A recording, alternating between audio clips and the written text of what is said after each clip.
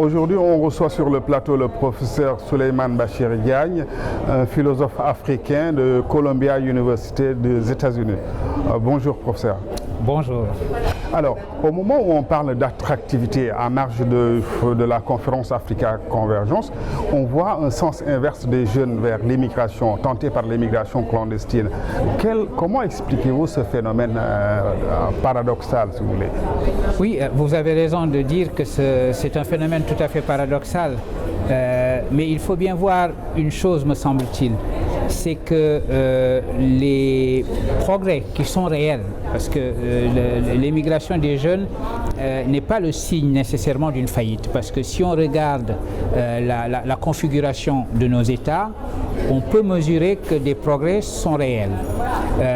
Tous les instruments de mesure peuvent le dire, les taux de croissance, récemment les notes obtenues de la part des agences de notation indiquent que les progrès sont réels. Malheureusement, nous sommes dans cette phase où les taux de croissance, par exemple, ne viennent pas encore chercher les pauvres. C'est-à-dire que les progrès sont réels, mais ils ne vont pas encore se traduire en emploi, et en emploi massif. Et c'est précisément la raison pour laquelle on a cette situation qui peut être une situation contrastée plus que paradoxale, où effectivement on peut dire que les voyants sont au vert ou au moins à l'orange, alors que sur le plan humain, de la tragédie humaine que ces migrations représentent, les voyants sont au rouge, au contraire. Parlant effectivement du dividende démographique, considéré comme un levier important pour l'Afrique, considérez-vous donc que ce serait une traduction de cette bombe sociale en opportunité? Absolument, parce que nous voyons ici, dans son côté le plus tragique, la signification de cette bombe démographique qui peut être un atout. Parce que pour l'instant, quand on parle des populations africaines et qu'on dit ce sont des populations pour la plupart jeunes, selon la perspective du moment, on peut considérer que c'est un poids considérable parce que cette population jeune exigeante, il faut lui trouver des emplois.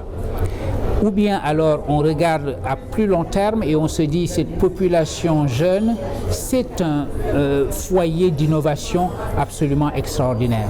C'est une capacité de transformation de nos sociétés absolument extraordinaire.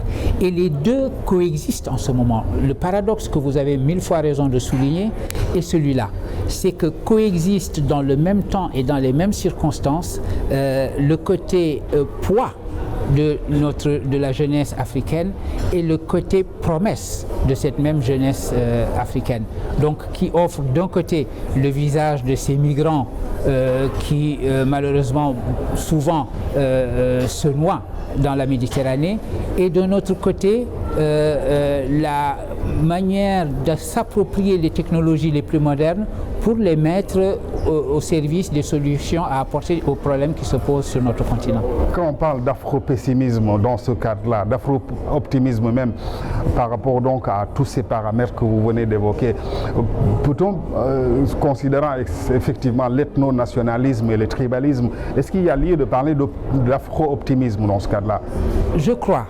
Au bout du compte, je crois que si on met face à face l'afro-pessimisme qui avait cours jusque à la fin des années 80 ou même pendant les années 90 et l'afro-optimisme raisonné que l'on voit aujourd'hui se développer et à juste raison, il faut d'abord avoir une attitude que j'aime appeler d'afro-responsabilité, qui consiste à se dire l'avenir sera ce que tous ensemble nous ferons. C'est-à-dire que la situation de l'Afrique appelle notre responsabilité d'abord, notre responsabilité à quelque niveau que nous nous trouvions, pour faire en sorte que nous préparions ensemble un avenir qui sera le nôtre. Cela étant dit, les raisons d'être pessimiste sont là, on peut les trouver à l'envi, cette jeunesse encore une fois qui estime que son avenir est ailleurs et qui affronte 1000 dangers pour parfois s'échouer dans la mer.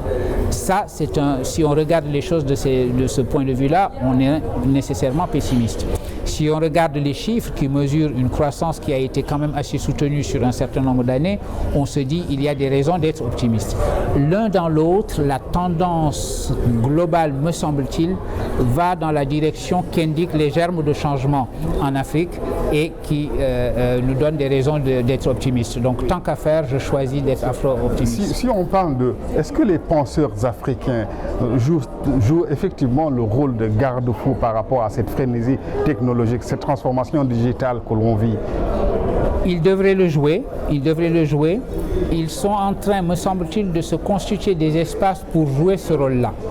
Je prends un exemple qui est un exemple de succès, c'est le CODESRIA.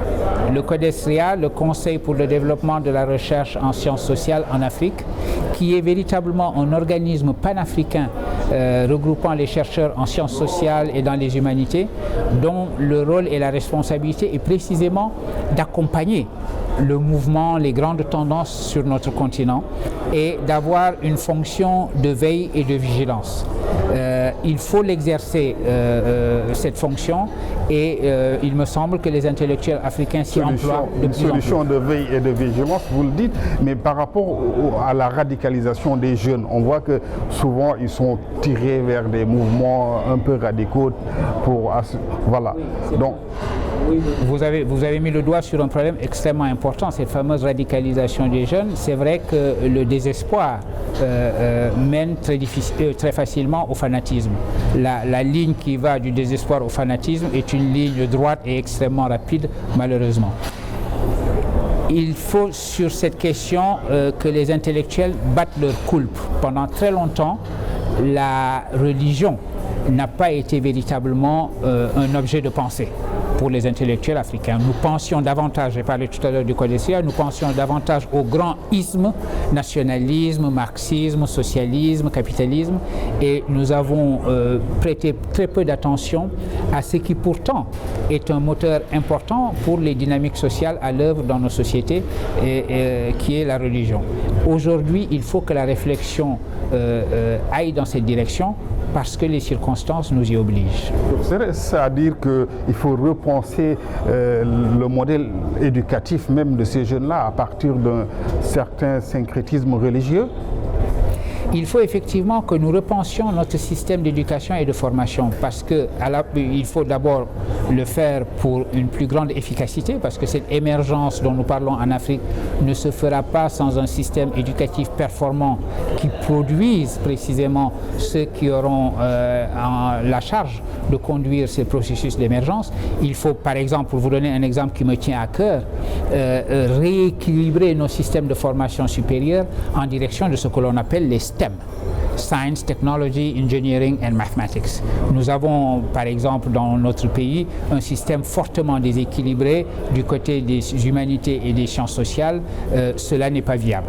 Ça, c'est un aspect. Il y a un autre aspect de l'éducation, plus en relation avec la question que nous discutons, qui est l'éducation à la bonne intelligence de nos religions et du rôle que nos religions jouent, qu'on le veuille ou pas, dans la construction de nos nations et dans la construction de nos intégrations. Moi, je pensais à l'éducation civique, justement. Il y a aussi une éducation civique à avoir, donner à notre jeunesse le sens de ce que signifie la citoyenneté, donner à notre jeunesse une bonne intelligence de sa religion, en particulier de la religion islamique, et tout cela doit converger vers un véritable développement de nos ressources intellectuelles et morales et spirituelles, et à une bonne transmission également à notre jeunesse qui aura la responsabilité de conduire une Afrique émergente telle qu'on la vit aujourd'hui. Merci professeur d'avoir répondu à notre invitation. Média TV vous remercie vivement. Merci beaucoup pour cette invitation.